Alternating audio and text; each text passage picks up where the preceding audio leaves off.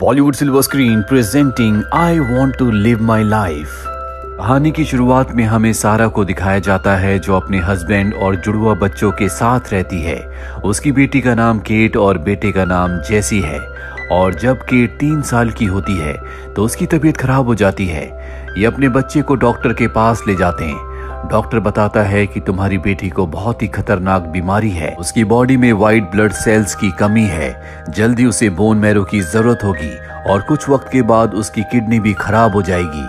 हालांकि सारा और उसका हस्बैंड अपने पार्ट्स डोनेट करने के लिए तैयार है। वो उसे बोन मैरो भी देना चाहते हैं, लेकिन उनकी बॉडी केट से मैच नहीं करती। डॉक्टर कहता है कि मेरे पास एक रास्ता है। हम लैब में एक बच्चे को बनाएंगे जिसका जन्म सिर्फ और सिर्फ केट की जान बचाने के लिए होगा। सारा और उसका हस्बैंड इस बात के लिए मान जाते हैं और जल्दी लैब में एक ऐसी बच्ची को बनाते हैं जिसका हर एक चीज केट से मैच करता है। कई साल बीत जाते हैं और अब वो बच्ची थोड़ी सी बड़ी हो चुकी है जिसका नाम एना है। एना को ये बात बिल्कुल पसंद नहीं होती कि उसे इस दुनिया में सिर्फ इसलिए लाया गया है ताकि वो केट की जान बचा सके, अपने शरीर के हिस्से उसे डोनेट कर सके। साथ ही सारा ने एना के गले में एक लॉकेट पहनाया होता है जिसमें केट की फोटो होती है ताकि एना को हमेशा अपने पैदा होने का मकसद याद रहे। अब केट 14 साल की हो चुकी है।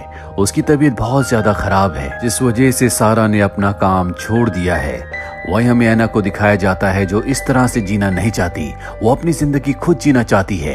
इसीलिए उसके गले में जो लॉकेट होता है वो एक दुकान पर ले जाती है और उसे $700 में बेच देती है।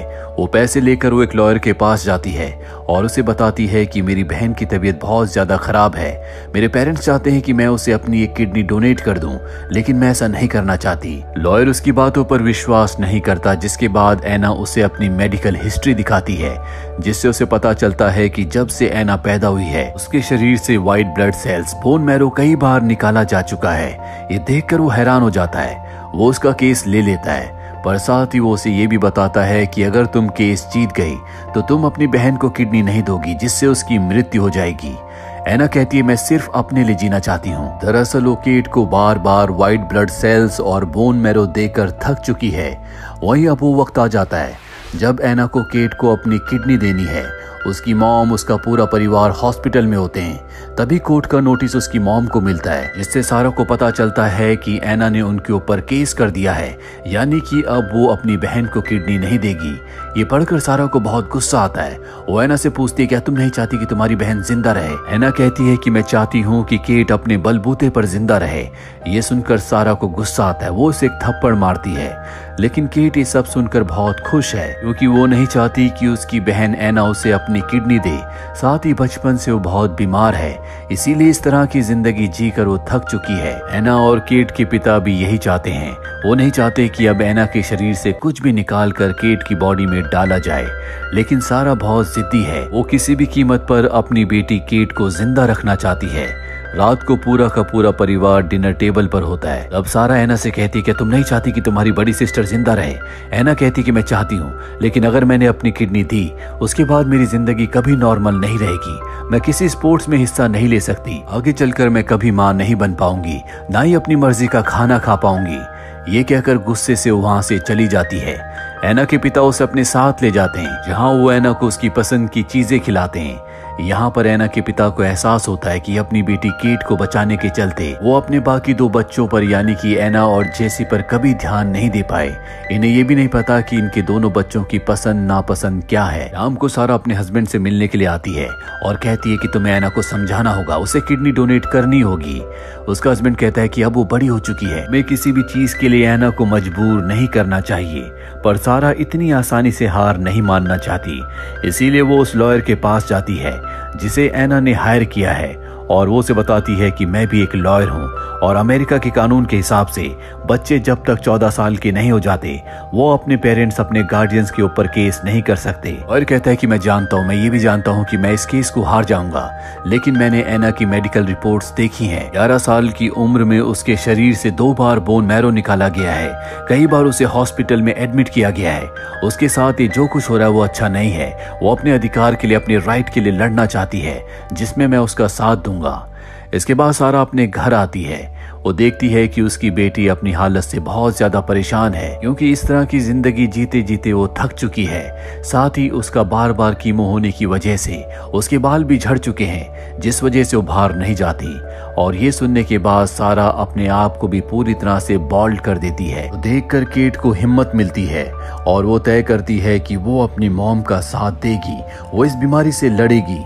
इसके बाद केट को दिखाया जाता है जो अपनी फैमिली एल्बम देखती है, जिसमें उसे अपने जुड़वा भाई जेसी की फोटो को देखकर याद आता है कि कैसे बचपन से उसे डिसलेक्सिया की प्रॉब्लम थी, जिसमें बच्चों को पढ़ने लिखने में बहुत प्रॉब्लम होती है। लेकिन केट की बीमारी की वजह से उसके जुड़वा भाई को हॉस्टल भेज दिया गया और आज जेसी पूरी तरह से एना के साथ है, क्योंकि वो जानता है कि कभी उसके पेरेंट्स ने इन दोनों पर ध्यान नहीं दिया। वहीं अब कोर्ट की डेट आती है, जहां पर जज कहती है कि मैं एना से अकेले में बात करना चाहती हूँ।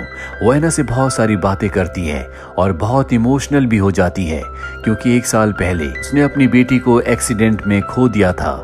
सारी बातें सुनने के बाद जज कहती है कि मैं फ्राइडे को अपना फैसला सुनाऊंगी। अब क्योंकि कोर्ट में केस चल रहा होता है, इसीलिए केट जिसकी किडनी को ट्रांसप्लांट करना था वो ऑपरेशन रुक चुका है, जिस वजह से उसकी हालत बहुत ज्यादा खराब होने लगती है। दवाइयां भी उसके शरीर पर काम नहीं करती। डॉक्टर ये बात सारा को बताते हैं। सारा कहती है कि तुम ऑपरेशन की तैयारी करो। मैं एना को मना कर लाती हूँ, पर डॉक्टर ऑपरेशन की तैयारी करने से मना कर देता है। वो कहता है कि मुझे पता है कि केस कोर्ट में चल रहा है और जब तक कोर्ट का फैसला नहीं आता हम ऑपरेशन नहीं कर सकते। वहीं केट को दिखाया जाता है जो एल्बम में टेलर नाम के एक लड़के को देखती है, जिससे वो इसी हॉस्पिटल में मिली थी।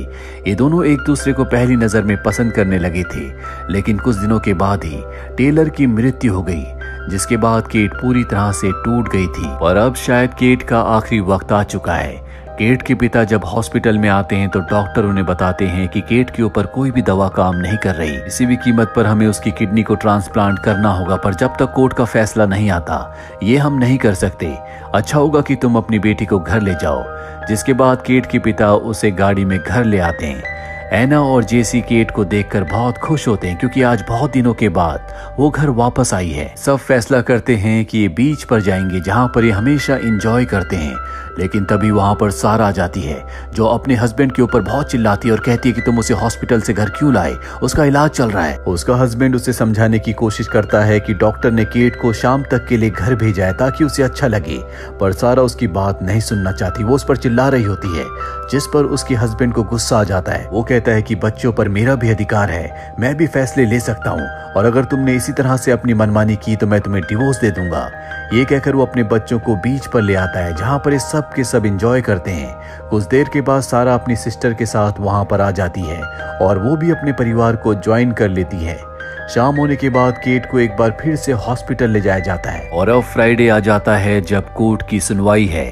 कोर्ट की सुनवाई से पहले एना अपनी बहन केट को कॉल करती है जो हॉस्पिटल में है और कहती है कि अब मैं और नाटक नहीं कर सकती, तुम्हें सबको सच बताना होगा। केट कहती है कि अब बहुत ज्यादा वक्त नहीं बचा।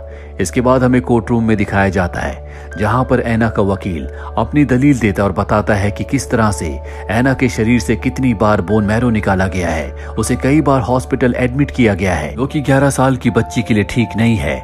एना की मॉम एना के पास जाती है और उसे इमोशनल ब्लैकमेल करने की कोशिश करती है, जिससे एना की आंखों में आंसू आ जाते हैं। तभी एना का भाई जेसी कोर्ट में आता है और कहता है कि तुम्हें अब सबको सच बताना होगा। जिसके बाद फ्लैशबैक में हमें दिखाया जाता है कि जब केट के बॉयफ्रेंड यानी कि टेलर की मृत्यु हो गई थी, उसके बाद वो पूरी तरह से टूट चुकी थी। उसने अपनी जान लेने की कोशिश भी की, लेकिन एना ने उसे बचा लिया। जिसके बाद केट ने एना से कहा कि अब वो जीना नहीं चाहती, वो इस तरह की लाचारी की जिंदगी नहीं जीना चाहती। आज तक हजारों सुइयां उसके शरीर में चुभाई गई हैं और अब वो भी टेलर की तरह इस दुनिया से जाना चाहती है। वो एना से कहती है कि मॉम मेरी बात कभी नहीं मानेगी, इसीलिए तुम्हें मेरा साथ देना होगा। तुम उनके ऊपर केस कर दो ताकि तुम कभी मुझे किडनी डोनेट ना कर पाओ और मैं आराम से इस दुनिया से चली जाऊं। ये सारी बातें सुनने के बाद भी सारा को विश्वास नहीं होता, लेकिन उसका हस्बैंड समझ जाता है कि बच्चे जो कुछ कह रहे हैं वो सच है। वो सारा से कहता है कि केट ने तुम्हें कई बार ये बातें कही, लेकिन तुमने कभी उसकी बात नहीं सुनी। और अब इससे पहले कि जज अपना फैसला सुनाती, वो कहती है कि मैं केट से एक बार हॉस्पिटल में मिलना चाहती हूँ। वो हॉस्पिटल में केट से मिलने जाती है। कुछ देर उससे बातें करने के बाद वो वहां से निकल जाती है उसी शाम को दिखाया जाता है कि हॉस्पिटल में सारा के सभी रिलेटिव्स आए हैं जो कि केट से मिलते हैं और आज केट सबको फाइनल गुड बाय कहती है। वो अपने पूरे परिवार से अच्छे से मिलती है और जब सब चले जाते हैं तो वो अपनी मॉम सारा को वहीं पर रोक लेती है और अपनी एल्बम जिसमें उसकी और उसके परिवार की यादें हैं वो एल्बम वो सारा को देती और कहती है कि अब मैं जाने के लिए तैयार हूँ। सारा की आंखों में आंसू होते हैं क्योंकि बचपन से वो सिर्फ और सिर्फ अपनी बेटी केट को बचाना चाहती थी, पर आज उसकी उम्मीदें टूट चुकी है। वो रात को वहीं केट के साथ सो जाती है और उसी रात को केट की मृत्यु हो जाती है। आज केट को उसकी बीमारी से, उसके दुख दर्द से हमेशा के लिए मुक्ति मिल गई। कुछ दिनों के बाद दिखाया जाता है कि एना का लॉयर उसके पास आता है और बताता है कि हम केस जीत गए, अगर तुम्हें कभी भी किसी भी चीज की जरूरत हो तो तुम मेरे पास आ सकती हो। अब कुछ वक्त के बाद का समय दिखाया जाता है जहां पर हम देखते हैं कि सारा, जिसने अपनी लॉयर की जॉब छोड़ दी थी, उसने एक बार फिर से अपना काम शुरू कर दिया है। साथ ही उसका हस्बैंड जो कि एक फायर फाइटर था वो भी अपने पैशन को फॉलो कर रहा है। अब उसने उस जॉब को छोड़कर बॉक्सिंग कोचिंग शुरू कर दी है। साथ ही एना का बड़ा भाई न्यूयॉर्क के एक कॉलेज में है। एना स्कूल में है जो कि बहुत अच्छा परफॉर्म कर रही होती है। एना अपने आप से कहती है कि वो इस दुनिया में पैदा हो सकी क्योंकि उसके पास एक बड़ी सिस्टर थी।